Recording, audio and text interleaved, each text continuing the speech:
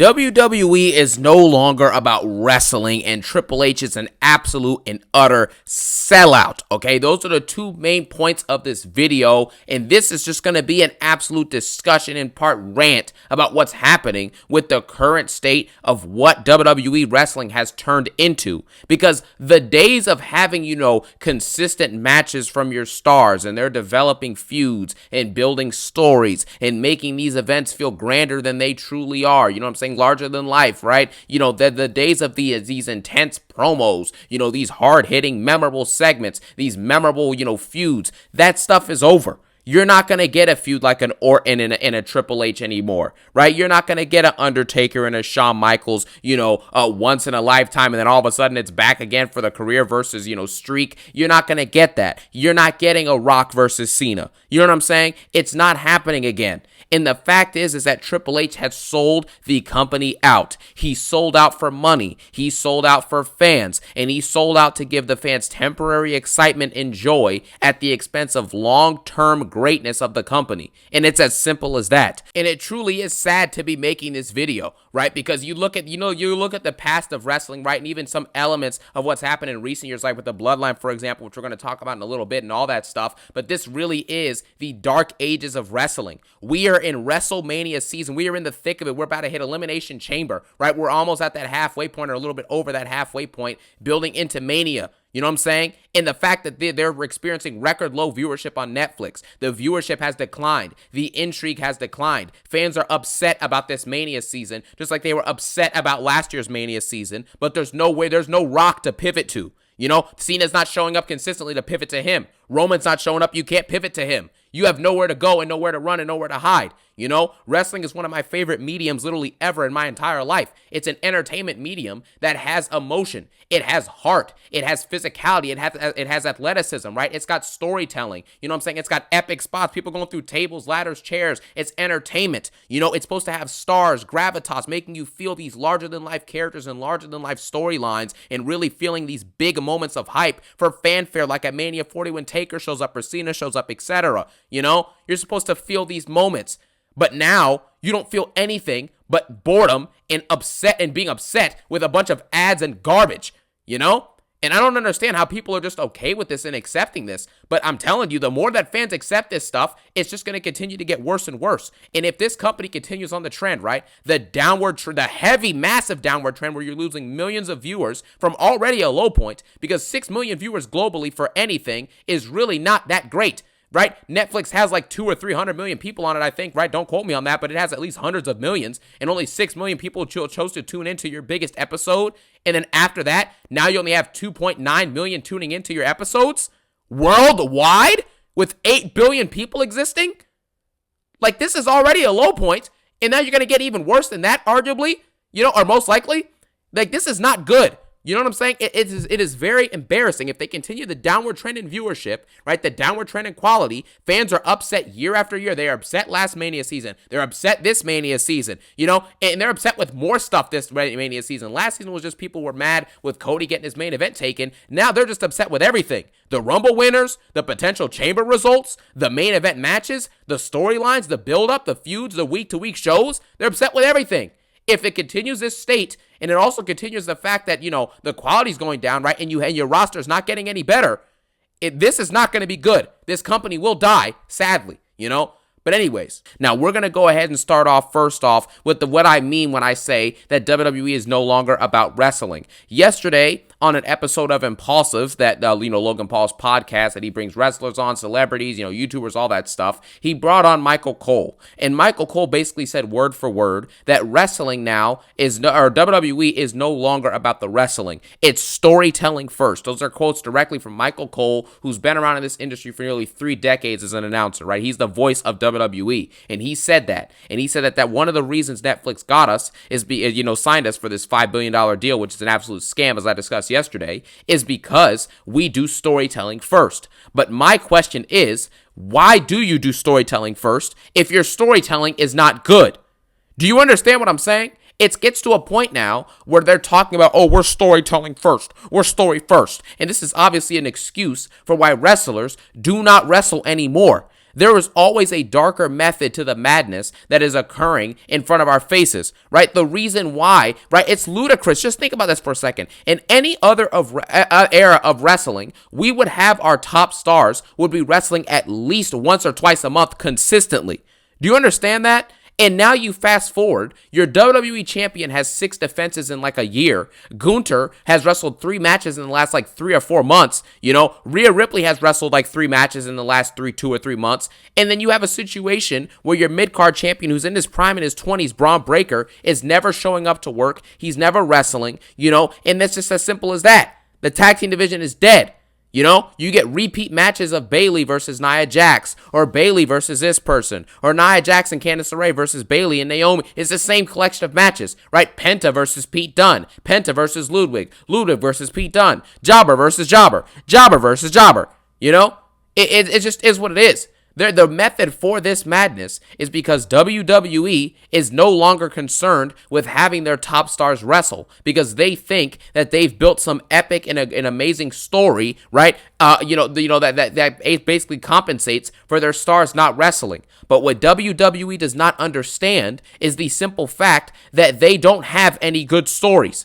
Do you understand that? Triple H, what he does is that he builds these long-term stories. So you're getting a bunch of boring and monotonous Raws and SmackDowns. But then once in a while, you get that epic, amazing, and memorable climax of a storyline. So for example, The New Day will have a phenomenal heel turn that was built up to for months, wasting our time for months, but eventually we got the phenomenal segment. And what's happened since then is that they've been feuding with the LWO. They have done absolutely nothing to elevate themselves since becoming heels after that great heel turn with Big E. And now you're in a situation where the New Day basically has nothing new to do.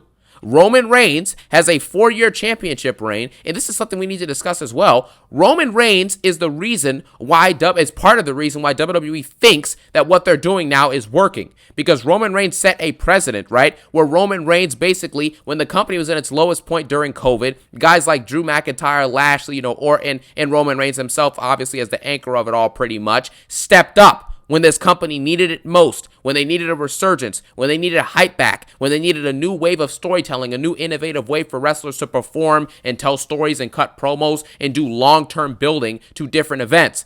That is what Roman Reigns introduced into the WWE, and as a result of that, he gave us something new and exciting, and he was carrying the company on his back, and he honestly kind of still is, even though he's not there, right? Roman Reigns has been the anchor and the face of the company now for at least 4 or 5 years, going on to maybe even 10 years at this point. You know, and even when he was hated, right, when he was over pushed down our throats and things of that nature, Roman Reigns, at the end of the day, has the talent and has entertained millions and millions of people for many years.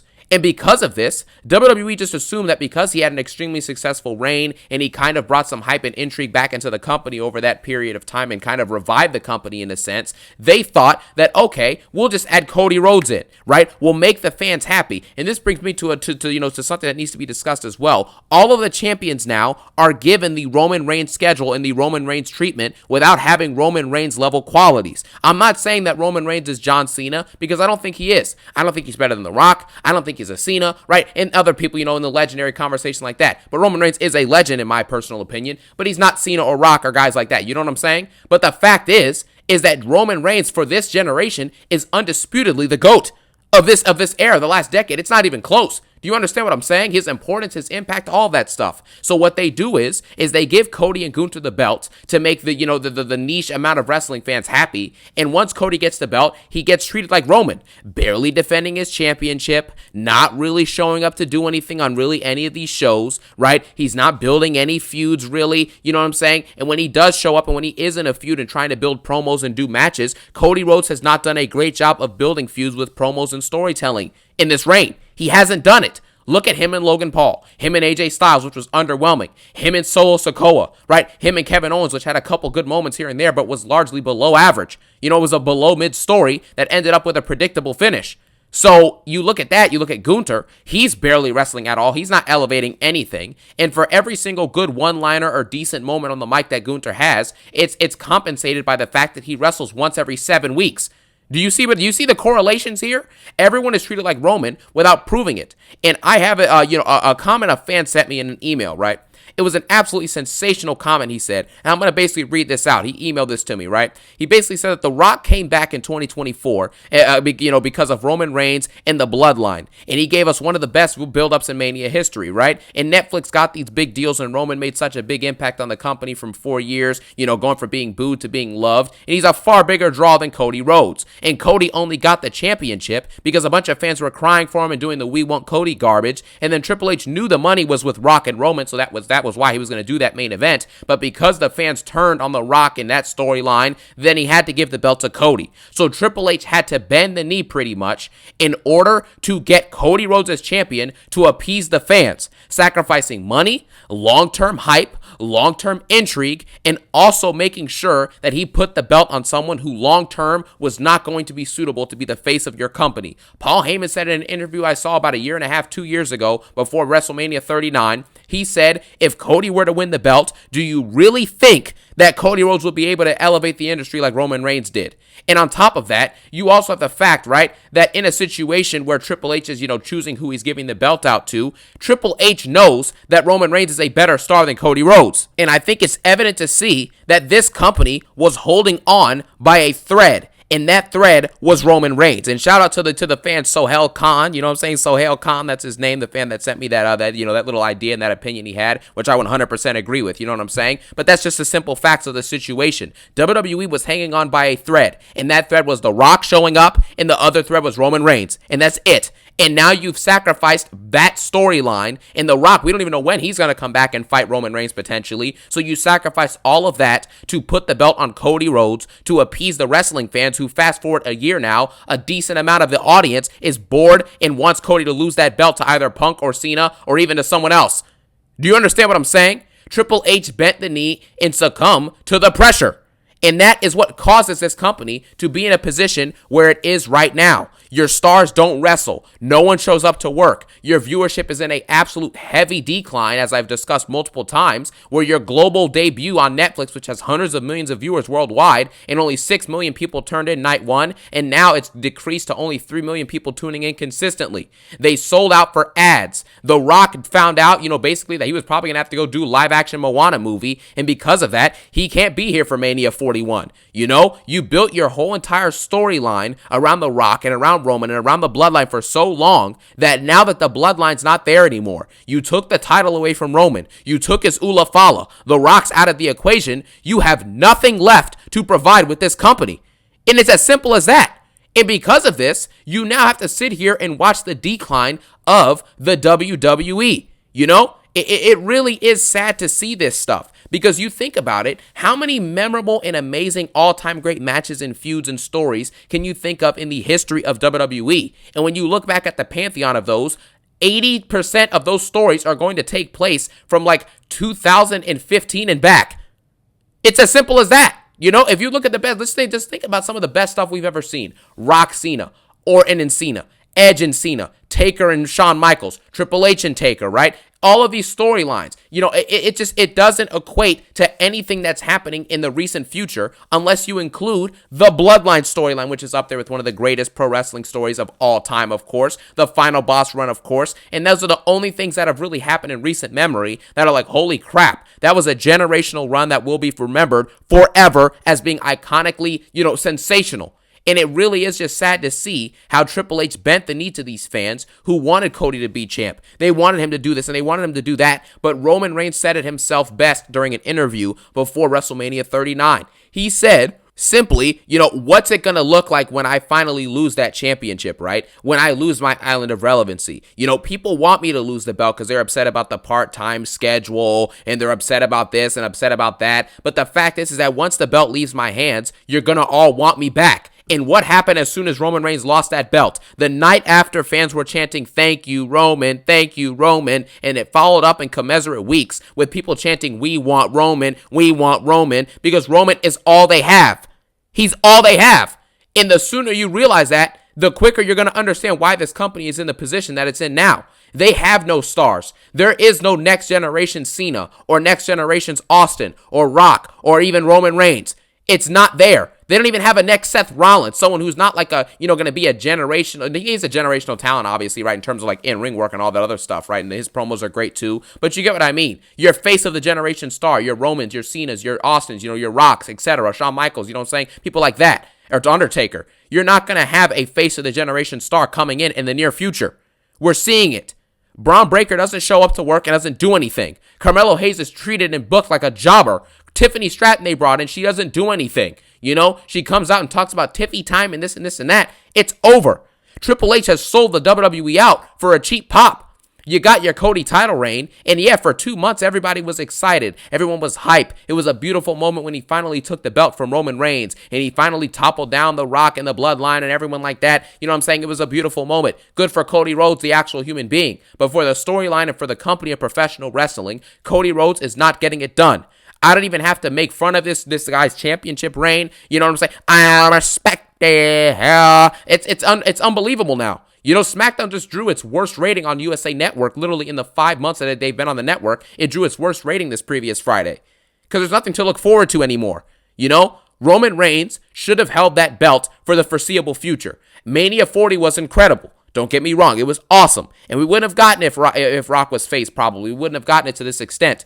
But the truth is that Cody Rhodes and his championship reign and Triple H bending the knee to the fans and bending the knee and basically giving away the integrity of wrestling, right? Giving away the integrity of stars wrestling, being consistent, you know what I'm saying? Building amazing stories and amazing feuds. That's exactly what they've sacrificed. And what did they sacrifice it in place for? Ads, money, sponsors, endorsements, all of this other nonsense to appease the higher ups in these other companies and things of that nature. But what they forget is that they don't have the ability to do this anymore. They don't have a wide audience of people that they can just branch out into. They don't have millions of new fans coming in every year anymore. They don't have, the multiple wrestlers, right? Like 20 plus wrestlers that are selling great merch. They maybe have 4 or 5. They don't have it like they used to, but they're treating it like they do. And this is why this company is going to fall into its own pit that they created.